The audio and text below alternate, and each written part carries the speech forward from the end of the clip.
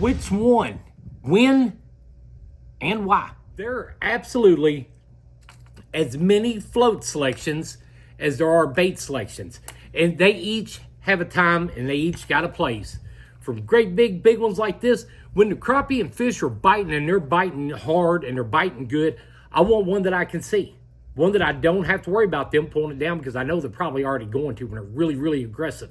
In the wintertime, when the water's really cold and the bite is really light, I'm gonna go with one like this. These little peg floats, I use these all through the spawn. The slip floats, I'm gonna show y'all how. A lot of people think that the only option they got are those little clippy floats with the springs in them. This, with the spring and the little clips in it, this is absolutely my least favorite. My least favorite. I don't like the springs. It's hard to find one anymore that actually works the way it's supposed to. The hooks are overbent or they don't want to clip back in. They don't work right. These, I'm not a big fan of these anymore. Get rid of that. Weighted peg floats. This one does have a clip in it. And I'll show you why this one is better than that one. And I'll show you why I use this right here, the little peg float.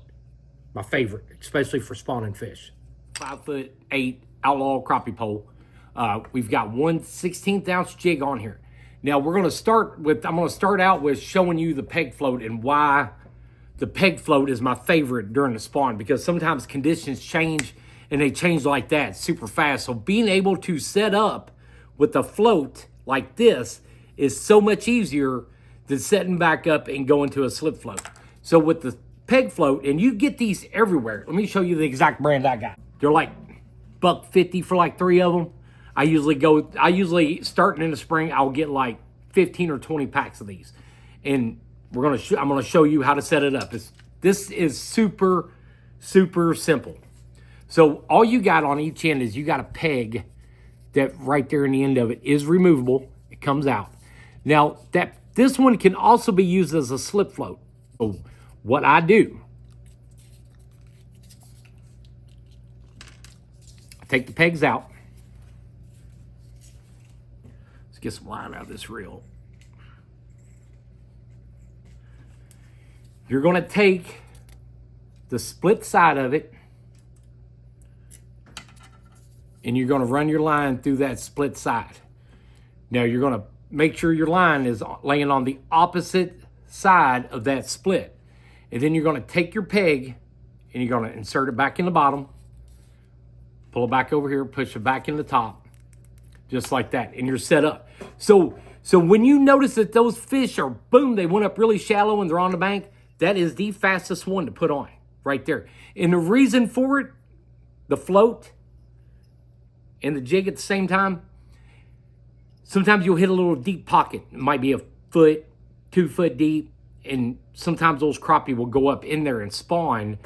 That will let you be able to reach all the way down to it. And what I do is I start setting that bait in the water slow and then just wait for that float to hit the water. Usually, if they're spawning really good, you're going to end up just using this as more of an indicator out of the water, and just you're vertical jigging, but you're being able to control how far down you let your bait go because of that right there, that float.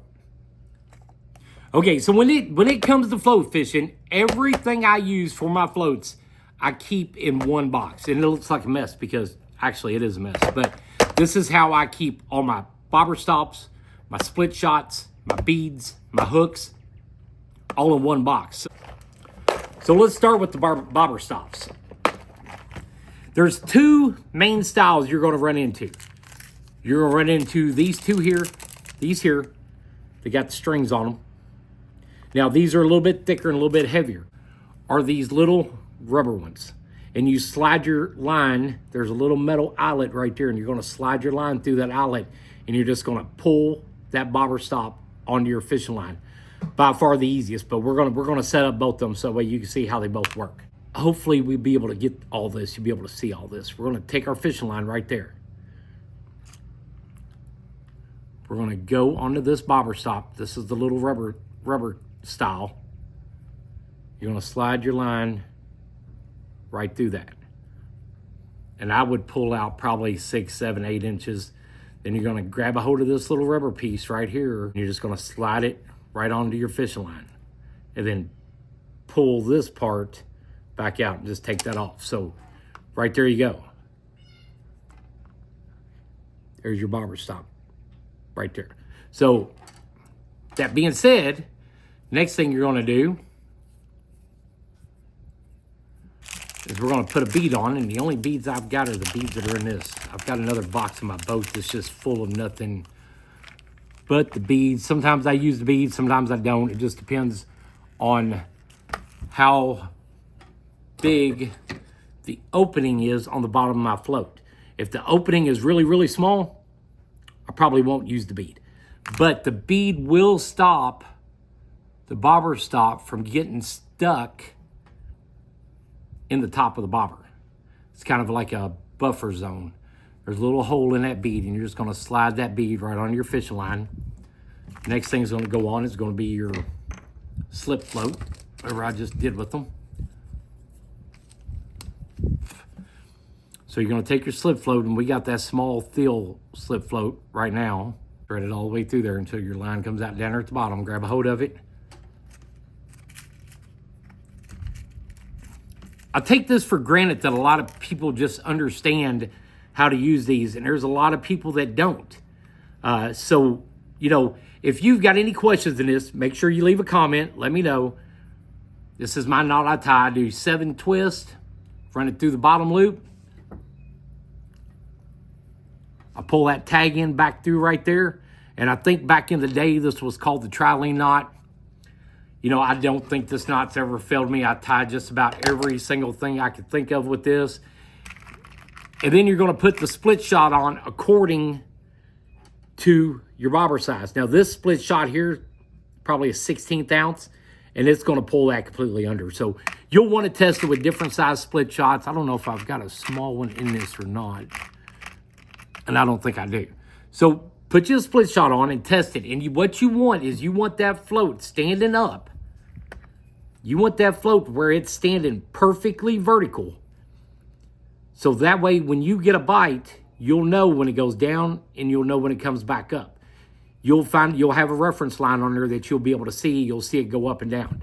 So let's go to the other bobber stop. The little string type bobber stop next. Pull it through the tube. Slides up and down.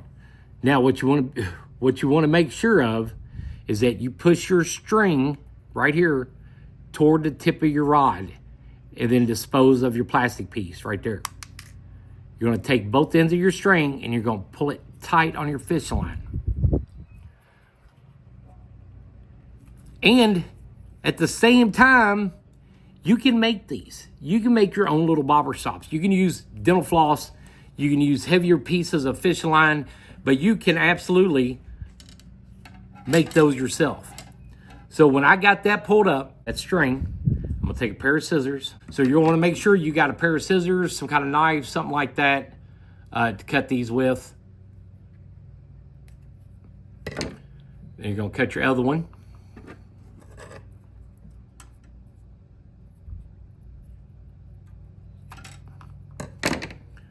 And then there you go. You got that bobber stop on your line. And then you can change your depth.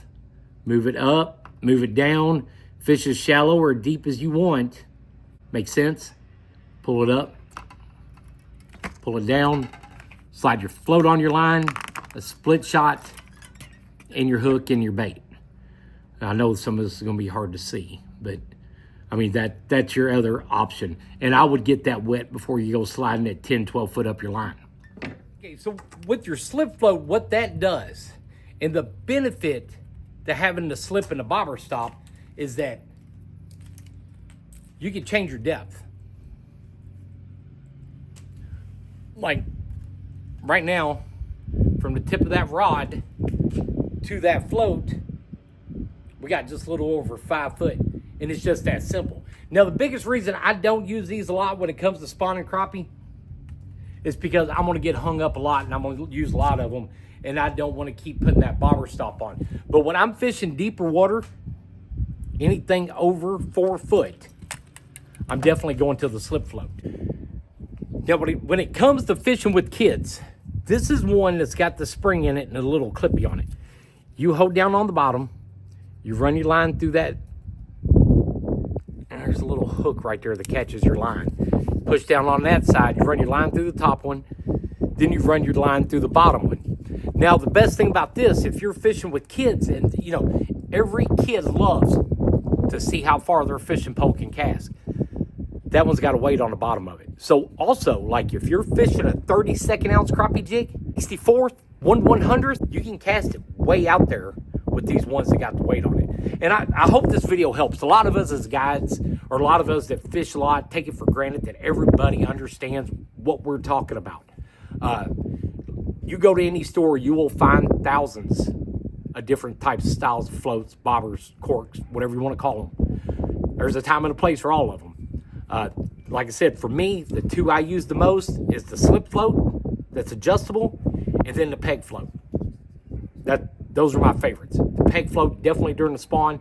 The slip float for anything when I'm fishing deeper than 2, 3, 4 foot, and I don't want all that line dangling down underneath of it. As a fishing guide, somebody casting these like that, and you got hooks and stuff flying through the air, it make the hair stand up on the back of your neck sometimes. You probably know exactly what I'm talking about.